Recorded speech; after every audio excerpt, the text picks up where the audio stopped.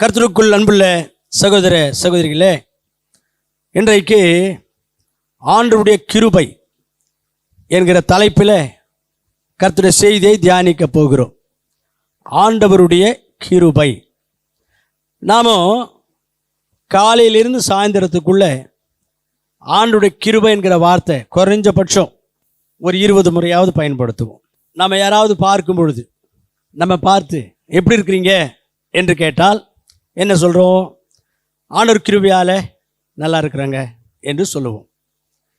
ஒருவேளை நமக்கு ஒரு சுகவீனம் ஏற்பட்டு அதை குறித்து அவங்க நம்ம விசாரித்து இப்போ எப்படி இருக்கு உடம்பு என்று கேட்டால் ஆண்டோட கிருபையினால இப்போ பரவாயில்லைங்க, ஆண்டோட கிருபையினால் எனக்கு சுகமாச்சுங்க என்று சொல்லுவோம். ஒருவேளை கொஞ்ச நாள் நாம் ஊருக்கு போயிருப்போம், கொஞ்ச நாளைக்கு கழித்து வந்திருப்போம். அப்போ அவங்க கேட்குறாங்க, எப்போ வந்தீங்க, நல்லபடியாக போயிட்டு வந்தீங்களா என்று கேட்டால் என்ன சொல்கிறோம்? ஆண்டவர் கிருபையினால நல்லபடியாக போயிட்டு வந்தங்க என்று சொல்லுகிறோம்.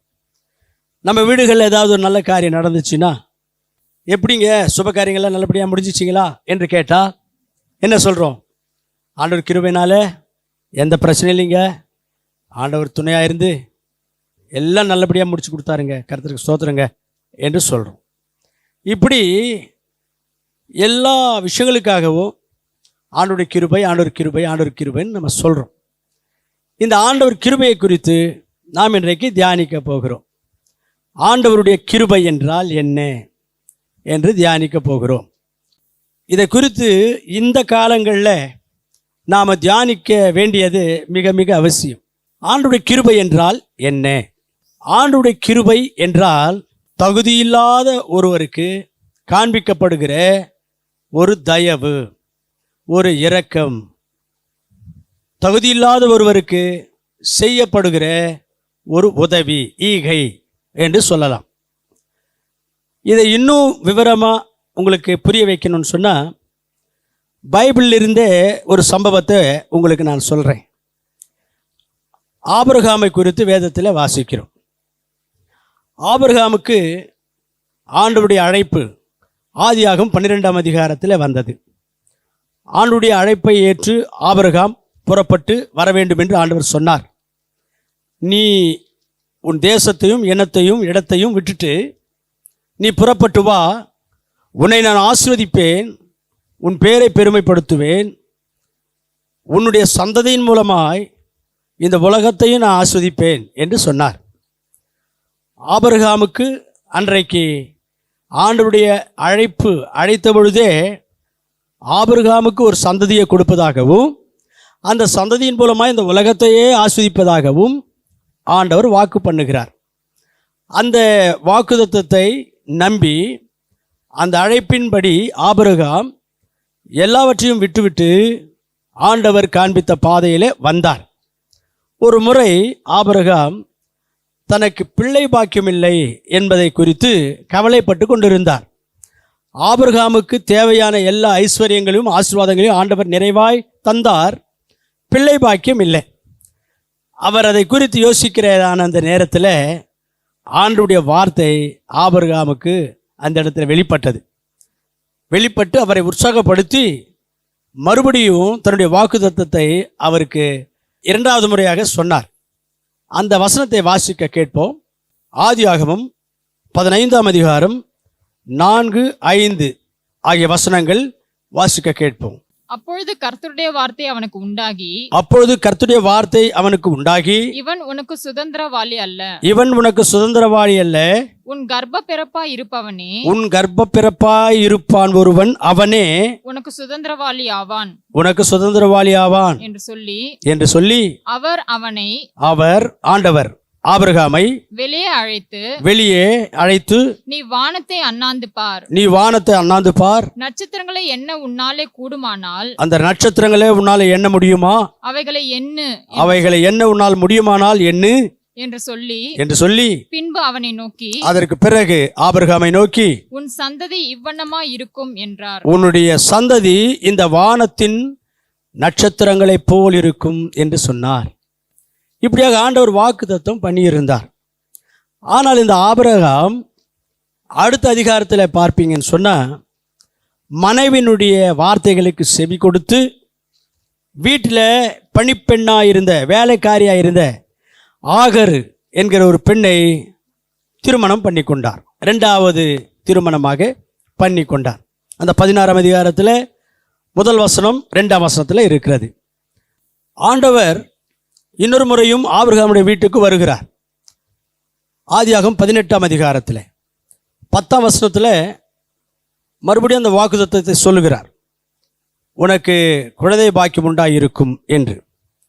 12ஆம் வசனம் வாசிப்பீர்கள் என்று சொன்னால், சாராள் அதை விசுவாசிக்கவில்லை, அதை நம்பவில்லை, தனக்குள்ளே மனதில் சிரித்து கொண்டாள் என்று வாசிக்கிறோம்.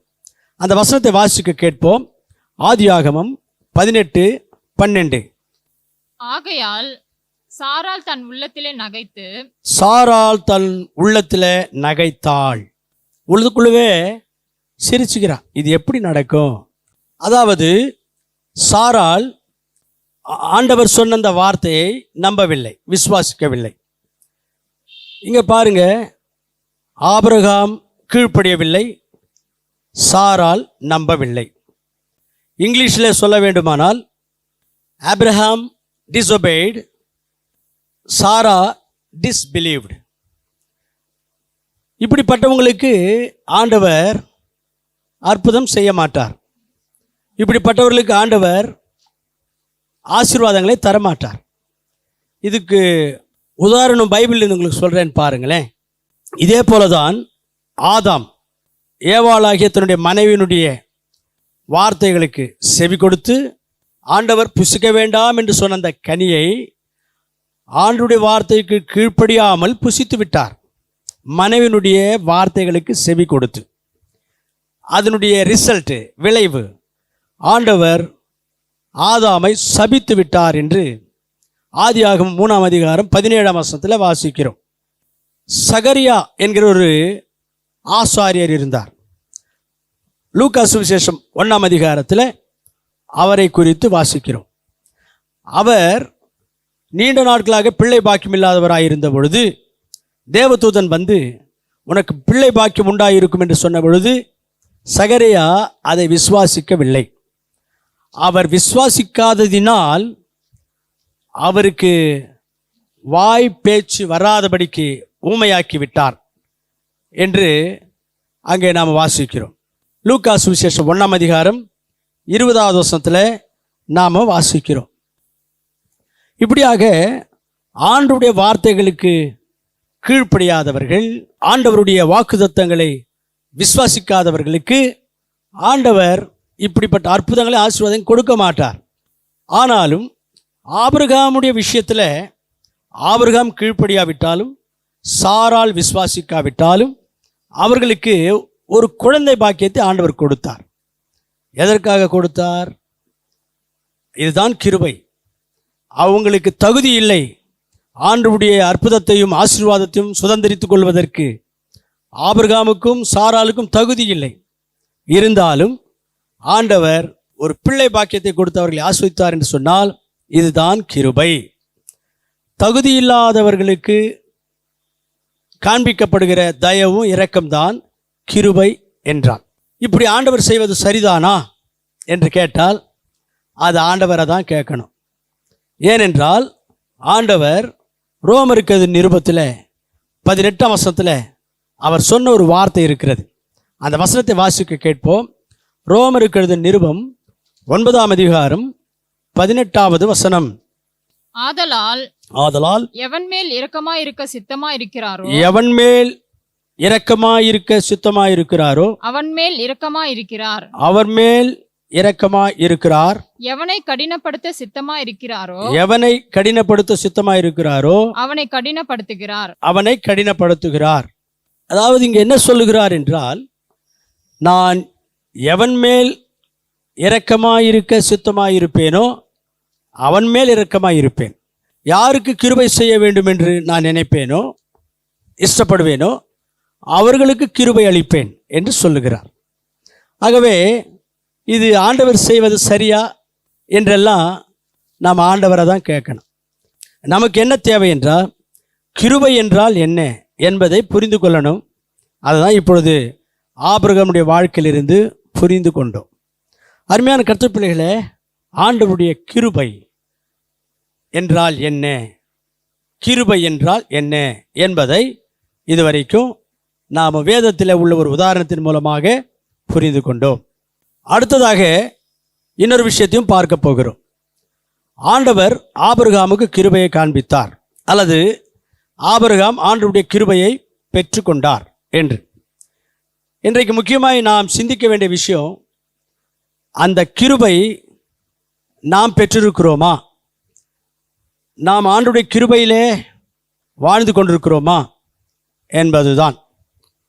வேதத்தில் நாம் இதை குறித்து படித்து சிந்திக்க வேண்டும். ஆண்டவருடைய கிருபை யாரெல்லாம் ரட்சிக்கப்பட்டிருக்கிறாங்களோ அவர்கள் பெற்றிருக்கிறாங்க. ரட்சிக்கப்பட்டிருக்கிற நீங்கள் ஆண்டவருடைய கிருபையை பெற்றிருக்கிறீர்கள். ஆண்டவருடைய கிருபை உங்கள் மேல் வந்திருக்கிறது, உங்கள் மேல் தங்கியிருக்கிறது. ரோமருக்கு நிருபம் 5ஆம் அதிகாரம் 1ஆம் வசனம் 2ஆம் வசனம் வாசிப்போமானால் இதை நாம் புரிந்து கொள்ள முடியும். இந்த வசனத்தை வாசிக்க கேட்போம். இவ்விதமாக நாம் விசுவாசத்தினாலே நீதிமான்களாக்கப்பட்டிருக்கிறபடியால் நம்முடைய கர்த்தராகிய இயேசு கிறிஸ்து மூலமாக தேவனிடத்தில் சமாதானம் பெற்றிருக்கிறோம். அவர் மூலமாக நாம் இந்த கிருபையில் பிரவேசிக்கும் பிரவேசித்திருக்கிற இந்த ஸ்லாக்கியத்தை விசுவாசத்தினால் பெற்று நிலை கொண்டிருந்து தேவ மகிமையை அடைவோம் என்கிற நம்பிக்கையினாலே மேன்மை பாராட்டுகிறோம். தேவ மகிமை அடைவோம் என்கிற நம்பிக்கையினால் மேன்மை பாராட்டுகிறோம் என்று இங்கே வாசிக்கிறோம். அதாவது ஆண்டவர் பேரில் எப்பொழுது நாம் விசுவாசம் வைத்து வாழ்க்கை அவருக்கு ஒப்பு கொடுத்து பாவங்களை அறிக்கை செய்து உள்ளத்திலே ஏற்றுக்கொண்டோமோ அன்றைக்கு எபேசியருக்கு நிருபம் 1ஆம் அதிகாரம் 7ஆம் வசனத்தின்படி அவர் நம்மை மீட்டு கொண்டார். எபேசியருக்கு நிருபம் 2ஆம் அதிகாரம் 8, 9ஆம் வசனம்படி அவர் நம்மை ரட்சித்து விட்டார். ரோமர் 5ஆம் அதிகாரத்தில் 10ஆவது வசனத்தில் எழுதியிருக்கிறபடி சத்துருக்களாயிருந்த நம்மை அவரோடு கூட சமாதானம் பண்ணி கொண்டார். இந்த அனுபவத்தின் மூலமாக நாம் ஆண்டவருடைய பிள்ளைகளாய் மாறியிருக்கிறோம். ஆண்டவருடைய கிருபையை நாம் பெற்றிருக்கிறோம். இப்பொழுது ஆண்டவருடைய கிருபையை பெற்றிருக்கிறோம், அல்லது ஆண்டவருடைய கிருபைக்குள்ளே பிரவேசித்து இருக்கிறோம் என்று இந்த வசனம் சொல்லுகிறது. இன்றைக்கு நாம் ஆண்டவருடைய கிருபையிலே வாழ்ந்து கொண்டிருக்கிறோம். கர்த்தர் கிருபையாய் நமக்கு என்னென்ன செய்திருக்கிறார், என்னென்ன செய்து கொண்டிருக்கிறார் என்று ஒரு 7 விஷயங்களை நாம் இப்பொழுது தியானிக்க போகிறோம். முதலாவதாக, ஆண்டவர் அவருடைய கிருபை நம் மீது வைத்து நம்மை நிர்மூலமாகாமல் காத்து வருகிறார். புலம்பல் 3ஆம் அதிகாரம் 22ஆம் வசனம், அந்த வசனத்தில் இப்படியா இருக்கிறது, நாம் நிர்மூலமாகாமல் இருப்பது ஆண்டவருடைய கிருபை என்று. இது முதலாவது விஷயம். ஆண்டவர் நம் மீது கிருபையாயிருந்து நாம் நிர்மூலமாகாமல் ஒவ்வொரு நாளும் பாதுகாத்து கொண்டு வழி நடத்தி கொண்டு இருக்கிறார். ஒரு நாள் உயிரோடு வாழ வேண்டும் என்றால், அல்லது ஒரு நாளை கடந்து இன்னொரு நாளுக்குள்ளே பிரவேசிக்க வேண்டுமானால், அது ஆண்டவருடைய கிருபை இல்லாவிட்டால் நாம் ஒரு நாளை கடந்து அடுத்த நாளுக்குள்ளே பிரவேசிக்க முடியாது. ஏனென்றால் நம்மை கொல்ல வேண்டும் என்று பிசாசானவன் இரவும் பகலுமாக திட்டங்களை தீட்டிக் கொண்டிருக்கிறான். யோவான் சுவிசேஷம் 10ஆம் அதிகாரம் 10ஆம் வசனத்தில் ஆண்டவர் இயேசு கிறிஸ்து இதை சொல்லியிருக்கிறார். அது மட்டுமல்ல, நாம் வாழ்ந்து கொண்டிருக்கிற இந்த உலகத்திலே பலவிதமான வியாதிகள், இயற்கையாய் வருகிற வியாதிகள், தொற்றினால் வருகிற வியாதிகள், மருந்தே இல்லாத வியாதிகள், கொள்ளை நோய்கள், இப்படிப்பட்ட வியாதிகளை எல்லாம் நாம் தாண்டி அடுத்த நாளுக்குள்ளே பிரவேசித்து வாழ வேண்டுமானால் ஆண்டவருடைய கிருபை இருந்தால்தான் அது முடியும். அது மட்டுமல்ல, நம் அன்றாட வாழ்க்கையில் எத்தனையோ விதமான ஆக்சிடென்ட்ஸ், விபத்துகள், எவ்வளவுதான் நம்மை நாம் பாதுகாப்பாய் பத்திரமாய் நம்மை காத்து கொண்டாலும் எதிர்பார்க்காத விதத்தில், எதிர்பார்க்காத நேரத்தில் எத்தனை விதமான ஆக்சிடென்ட்ஸு நடக்குது. அதெல்லாம் நாம் தப்பித்து கொண்டு அவைகள் மத்தியில் பாதுகாப்பாக இருக்கிறோம் என்று சொன்னால் இது ஆண்டவருடைய கிருபை. ஆண்டவருடைய கிருபையே தவிர வேறொன்றுமில்லை. அது மட்டுமல்ல, நான் ஒரு நாள் உயிர் வாழ வேண்டுமானால் உலகத்தில் எத்தனையோ விதமான இயற்கை சீற்றங்கள் நடந்து கொண்டிருக்கிறது. அவைகள் மத்தியில் நாம் உயிர் வாழ வேண்டியதாக இருக்கிறது. இப்படியாக இவைகள் எல்லாவற்றையும் தாண்டி இதுவரைக்கும் நாம் உயிரோடு இருக்கிறோம் என்று சொன்னால் இது ஆண்டவருடைய கிருபை தான். ஆகவே ஆண்டவருடைய கிருபையினால் நம்முடைய ஆயுசு நாட்கள் கூடிக்கொண்டிருக்கிறது, நிர்மூலமாகாமல் வாழ்ந்து கொண்டிருக்கிறோம். அதுக்காக கர்த்தருக்கு நன்றி சொல்லி நன்றி உள்ளவர்களாய் வாழ வேண்டும். இரண்டாவதாக, ஆண்டவருடைய கிருபையின் மூலமாய் நாம் ஏற்ற காலத்தில் நமக்கு தேவையான ஆசீர்வாதத்தை ஆண்டவரிடத்திலிருந்து ஜெபித்து பெற்றுக்கொள்ளுகிறோம். எபிரேயருக்கு நிருபம் 4ஆம் அதிகாரம் 16ஆம் வசனத்தை பார்ப்பீர்கள் என்று சொன்னால் இந்த விஷயம் அங்கே இருக்கிறது.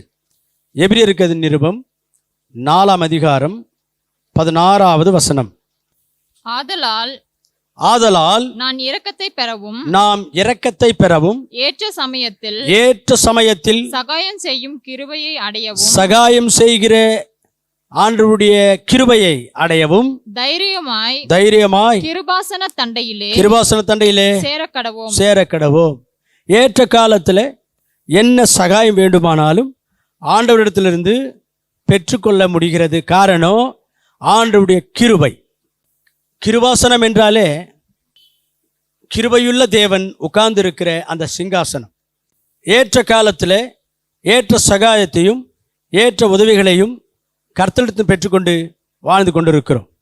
ஆகவே ஆண்டவரிடத்தில் நன்றி உள்ளவர்களாக இருந்து கிருபைக்காக அவரை ஆராதனை செய்து கொண்டு துதித்து கொண்டு கர்த்தரை சேவித்து கொண்டு வாழ நாம் உற்சாகமாக இருக்க வேண்டும். மூன்றாவதாக, ஆண்டவருடைய கிருபையினாலே நமக்கு என்ன ஆசீர்வாதம் கிடைத்திருக்கிறது என்று பார்த்தால் ஆறுதல். தெசலோனிக்கருக்கு நிருபம் 2ஆம் அதிகாரம் 16ஆம் வசனம். தெசலோனிக்கருக்கு எழுதின 2ஆம் நிருபம் 2ஆம் அதிகாரம் 16ஆம் வசனத்தில் வாசிப்போமானால், இந்த உலகத்திலே எத்தனையோ விதமான பாடுகள், துன்பங்கள், போராட்டங்கள், சோர்வுகள், வேதனைகள், வியாதிகள், இவைகள் மத்தியில் சோர்ந்து போய் உடைந்து போய் ஆண்டவருடைய விசுவாசத்தில் வளர முடியாதபடிக்கு, முன்னேற முடியாதபடிக்கு, ஆவிக்குரிய வாழ்க்கையில் ஒரு அதிருப்தி, ஆண்டவருக்கு பிரியமாக ஜீவிக்க முடியவில்லையே என்ற ஒரு சோர்வு நமக்குள்ளே இருக்கிறது. அதன் மத்தியில் ஆண்டவர் கிருபையாய் நம்மை ஆற்றுகிறார், தைரியப்படுத்துகிறார், உற்சாகப்படுத்துகிறார், நம்மை சோர்ந்து போகாதபடிக்கு வழிநடத்தி கொண்டிருக்கிறார். ஆகவே இந்த கிருபை இல்லாவிட்டால் நாம் சோர்ந்து போயிருப்போம், நாம் உடைந்து போயிருப்போம், நம்முடைய வாழ்க்கை குறித்து வெறுப்படைந்து இருப்போம். கர்த்தர் கிருபையாய் ஆறுதல் படுத்தி நம்மை வழிநடத்தி கொண்டிருக்கிறார். நாமும் கூட இனி எந்த சூழ்நிலையிலையும் சோர்ந்து போகாமல் ஆண்டவருடைய ஆறுதலையும் பலத்தையும் பெற்றுக்கொண்டவர்களாக முன்னேறி செல்வோமாக. நான்காவதாக, ஆண்டவர் அவருடைய கிருபையினாலே பாவத்தில் நாம் விழாதபடிக்கு உறுதியாய் நிற்பதற்கு வேண்டிய பலத்தை தருகிறார். இதை நாம் ரோமருக்கு நிருபம் 6ஆம் அதிகாரம் 14வது வசனத்தில் இருக்கிறது. அந்த வசனத்தை வாசிக்க கேட்போம். ரோமருக்கு நிருபம் 6ஆம் அதிகாரம் 14வது வசனம். நீங்கள் நியாயப்பிரமாணத்திற்கு கீழ்ப்பட்டிராமல் கிருபைக்கு கீழ்ப்பட்டிருக்கிறபடியால் கிருபைக்கு கீழ்ப்படிந்து இருக்கிறீர்கள். அதனால் பாவம் உங்களை மேற்கொள்ள மாட்டாது, பாவம் உங்களை ஜெயிக்க முடியாது. நீங்க கிருபைக்கு கீழ்ப்படிஞ்சிருக்கிறீங்க, கிருபையை பெற்றிருக்கிறீங்க, பாவம் உங்களை ஜெயிக்க முடியாது. நீங்க பாவத்தை ஜெயிப்பீங்க. அந்த பலத்தை கர்த்தர் தருகிறார். கிருபையாய் கர்த்தர் நமக்கு பலத்தை கொடுத்து பாவத்தை ஜெயிக்க உதவி செய்து கொண்டிருக்கிறார். ஆகவே அருமையான சகோதரனே, சகோதரி, எந்த பாவ சோதனை உன்னை சோதித்தாலும், எந்த பலவீனம் உங்களை மறுபடியும் இடறச் செய்தாலும் ஆண்டவருடைய பலத்துக்காக ஜெபம் பண்ணுங்கள். ஆண்டவர் கிருபையாய் உங்களுக்கு பலத்தையும் சக்தியும் கொடுத்து கிருபையை கொடுத்து உங்களுக்கு அந்த பாவத்தில் விழாதபடிக்கு உதவி செய்வார், உங்களை உறுதிப்படுத்துவார். ஐந்தாவதாக நாம் வாசிக்கிறோம், ஆண்டவர் நமக்கு கிருபையை கொடுத்து அந்த கிருபையினாலே நற்கிரிகளை செய்கிற விஷயத்தில் நாம் நாளுக்கு நாள் பெருகுகிறவர்களாக இருக்கும்படி உதவி செய்து கொண்டிருக்கிறார்.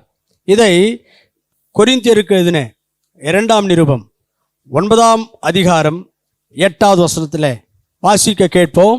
மேலும் நீங்கள் எல்லாவற்றிலும் எப்பொழுதும் சம்பூர்ணம் உடையவர்களாயும் சகலவிதமான நற்கிரைகளையும் சகலவிதமான நற்கிரைகளிலே பெருகுகிறவர்களாய் இருக்கும்படியாகவும் தேவன் உங்களிடத்தில் சகலவிதமான கிருபையையும் பெருக செய்ய வல்லவர். ஆண்டவருடைய கிருபையினாலே நாம் நற்கிரைகளை செய்கிற காரியங்களில் வளர்கிறவர்களாக இருக்க முடியும். அருமையான கர்த்தர் பிள்ளைகளே, கர்த்தர் பிள்ளைகளாக இருக்கிற நாம் நற்கிரைகள் செய்கிறவர்களாக இருக்க வேண்டும். நம்முடைய நற்கிரைகள் மூலமாய் ஆண்டவருடைய நாமம் மகிமைப்பட வேண்டும். நம்முடைய நற்கிரைகள் மூலமாய் சபை வளர வேண்டும். நம்முடைய நற்கிரைகள் மூலமாய் ஆசீர்வாதங்கள் ஆண்டவரிடத்தில் நாம் பெற்றுக்கொள்ள வேண்டும். நம்முடைய நற்கிரைகளுக்கு ஏற்ற பலனை பரலோகத்திலே பெறப்போகிறோம். அதுக்காக நாம் ஆயத்தப்பட வேண்டும். நற்கிரைகளிலே வளருகிறதற்கு ஆண்டவருடைய கிருபை நமக்கு உதவி செய்கிறது. ஆகவே கர்த்தருக்கு நன்றி சொல்லி இன்னும் கூட நற்கிரைகளிலே வளரத்தக்கதாக நாம் உற்சாகமாய் முன்னேறுவோமாக. ஆறாவதாக, ஆண்டவருடைய ஊழியம் செய்வதற்கு ஆண்டவர் நமக்கு கிருபையின் வரங்களை தருகிறார். அந்த ஊழியத்தை திறம்பட செய்வதற்கு உதவி செய்கிறார். இதற்கு 2 வசனங்கள் வேதத்தில் நாம் பார்க்க முடியும்.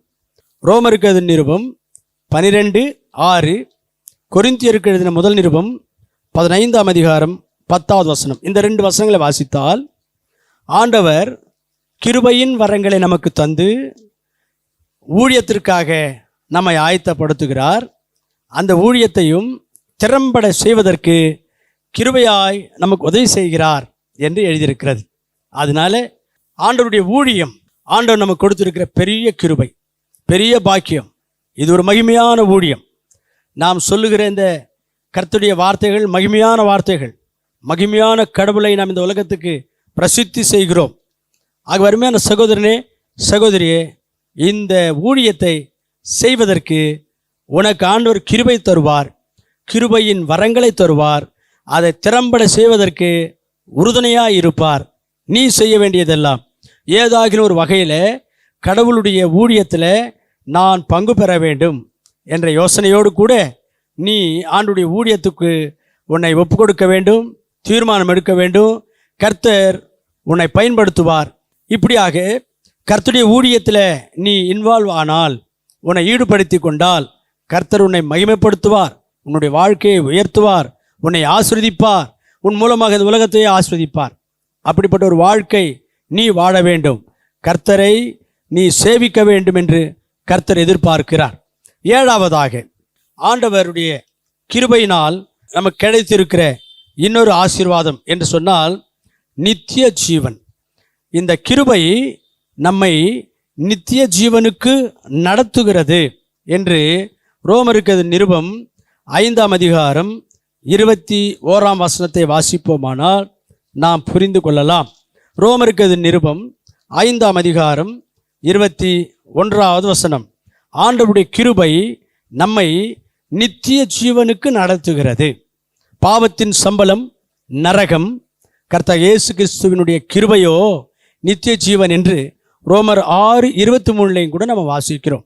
ஆகவே அருமையான கர்த்தர் பிள்ளைகளே, ஆண்டவர் அந்த நித்திய ஜீவனை நமக்கு கிருபையாய் தருகிறார். நாமும் கூட அந்த நித்திய ஜீவனை சுதந்திரித்துக் கொள்வதற்கு ஆயத்தப்பட வேண்டும். நித்திய ஜீவனில் சுதந்திரித்துக் கொள்ள வேண்டுமானால் நீதியாய் வாழ வேண்டும். மத்தேயு சுவிசேஷம் 5ஆம் அதிகாரம் 20வது வசனத்தில் கர்த்தர் இயேசு கிறிஸ்து இதை தான் சொல்லியிருக்கிறார். நாம் நீதியாய் வாழ்ந்து அந்த பரலோக ராஜ்யத்தை சுதந்திரித்து கொள்ள வேண்டும் என்று. அப்படியானால் தேவனுடைய நீதியை, ஆண்டவருக்கு ஏற்ற நீதியை வேதத்தில் நாம் படிக்க வேண்டும், அதை நாம் புரிந்து கொள்ள வேண்டும். இந்த வேதத்திலே உள்ள நீதியின்படிதான் நாம் வாழ வேண்டும். நமக்கு தெரிந்த நீதியின்படி வாழ்ந்தால் பிரயோஜனமில்லை. ஆகவே அருமையான கர்த்தர் பிள்ளைகளே, ஆண்டவர் கிருபையாய் அந்த பரலோக பாக்கியத்தை, நித்திய ஜீவனை நமக்கு தர வேண்டும் என்று வாஞ்சித்து நம்மை அதை நோக்கி நடத்தி கொண்டிருக்கிறார். அந்த பரலோகத்திற்கு நம்மை ஆயத்தப்படுத்தி கொண்டிருக்கிறார். நாமும் கூட இந்த வழியிலே பின்னோக்கி பார்க்காமல் கர்த்தருடைய சித்தத்தின்படி வாழ்ந்து பரலோக ராஜ்யத்தை சுதந்திரித்து கொள்ள கர்த்தர் நமக்கு கிருபை செய்வாராக. இப்படிப்பட்ட ஆசீர்வாதங்கள் எல்லாம் ஆண்டவர் கிருபையாய் நமக்கு செய்கிறார், கிருபையாய் நமக்கு தருகிறார். அல்லது இப்படிப்பட்ட ஆசீர்வாதங்கள் எல்லாம் ஆண்டவருடைய கிருபையினால் நாம் பெற்றுக்கொண்டு அனுபவித்து கொண்டு ஆசீர்வாதமாக வாழ்ந்து கொண்டிருக்கிறோம். அல்லது ஆண்டவருடைய கிருபை நாம் பெற்றதினால், ஆண்டவருடைய கிருபைக்குள் நாம் வந்ததினால் இந்த மாதிரியான 7 விதமான ஆசீர்வாதங்களை கர்த்தர் நமக்கு தந்து கொண்டிருக்கிறார். இவைகளிலே நாம் மகிழ்ச்சியோடு வாழ வேண்டும். கிருபையின் மேல் கிருபை பெற்று கர்த்தருக்கு மகிமையாக ஜீவித்து கர்த்தருடைய சித்தத்தை நிறைவேற்றி கர்த்தருடைய சேவை செய்து கர்த்தருக்காக நாம் பிரகாசிப்போமாக. அடுத்ததாக ஆண்டவருடைய கிருபையின் மேன்மைகள். எபேசியருக்கு நிருபம் 1ஆம் அதிகாரம் 5வது வசனத்தில் ஆண்டவருடைய கிருபையின் மேன்மை என்ற ஒரு வார்த்தையை நாம் பார்க்கிறோம். அந்த வார்த்தையை நாம் இப்பொழுது கொஞ்சம் விரிவாக கவனிக்க போகிறோம். எபேசியருக்கு நிருபம் 1ஆம் அதிகாரம் 5வது வசனம் வாசிக்க கேட்போம். பிரியமானவருக்குள் தாம் நமக்கு தந்தருளின, ஆண்டவர் நமக்கு தந்தருளின தம்முடைய கிருபையின் மகிமைக்கு புகழ்ச்சியாக, அவருடைய கிருபையின் மகிமைக்கு புகழ்ச்சியாக என்று இங்கே வாசிக்கிறோம். கிருபையின் மகிமை, கிருபையின் புகழ்ச்சி அல்லது கிருபையின் மேன்மை என்று இதை சொல்லலாம். ஆண்டுடைய கிருபை மகா மேன்மையானது. இந்த கிருபையின் மேன்மைகள், அதாவது கிருபை எவ்வளவு மேன்மையானது, எவ்வளவு மகத்துவமானது என்று ஒரு 7 காரியங்களை ஒரு 7 வசனங்கள் மூலமாக உங்களுக்கு தெளிவாக புரிய வைக்க வேண்டும் என்று வாஞ்சிக்கிறேன். இந்த கிருபை நம்மை விட்டு விலகாத கிருபையாயிருக்கிறது என்று ஏசாயா 54:10 வாசிக்கிறோம். இது விலகாத கிருபை. மலைகள் விலகி போனாலும், பர்வதங்கள் நிலை பெயர்ந்தாலும் ஆண்டவருடைய கிருபை நம்மை விட்டு விலகாமல் இருக்கும். இரண்டாவதாக, இந்த கிருபை என்றென்றைக்கும் உள்ள ஒரு கிருபை, என்றென்றைக்கும் இருக்கும். 136ஆம் சங்கீதத்தில் 26 வசனங்கள் இருக்கும். அந்த 26 வசனங்களிலேயும் ஒவ்வொரு வசனத்திலேயும் அவர் கிருபை என்றும் உள்ளது, அவர் கிருபை என்றும் உள்ளது என்று வரும். ஆண்டவருடைய கிருபை என்றென்றைக்கும் உள்ள ஒரு கிருபை. அடுத்ததாக சங்கீத புஸ்தகத்தில் 86வது சங்கீதம் 15வது வசனத்தை வாசிப்போமானால் பூரண கிருபை என்று இருக்கும். பூரண கிருபை, அது நிறைவான கிருபை, பூரணமான கிருபையாய் ஆண்டவருடைய கிருபை இருக்கிறது.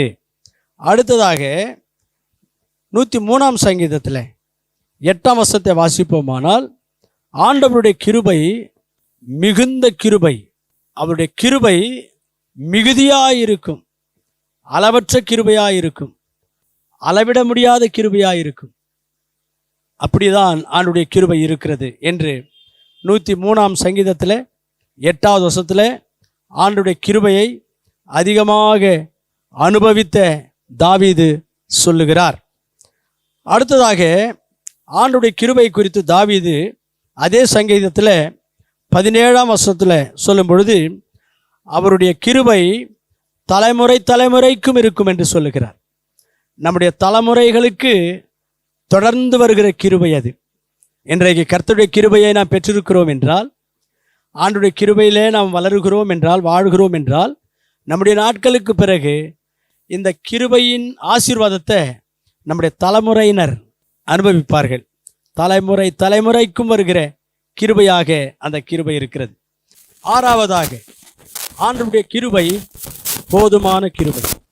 அப்போஸ்தலனாகிய பவுல் தனக்கிருந்த சரீர வேதனை அல்லது சரீரத்தில் இருக்கிற ஏதோ ஒரு பலவீனம், ஏதோ ஒரு வியாதி நிமித்தமாக ஜெபம் பண்ணின பொழுது, என்னுடைய கிருபை உனக்கு தருவேன், அது உனக்கு போதும், எப்பேற்பட்ட வேதனையாக இருந்தாலும், எந்த விதமான வேதனையாக இருந்தாலும் அதை நீ தாங்கிக் கொள்ள, அது உனக்கு பலன் தரும் என்று சொன்னார்.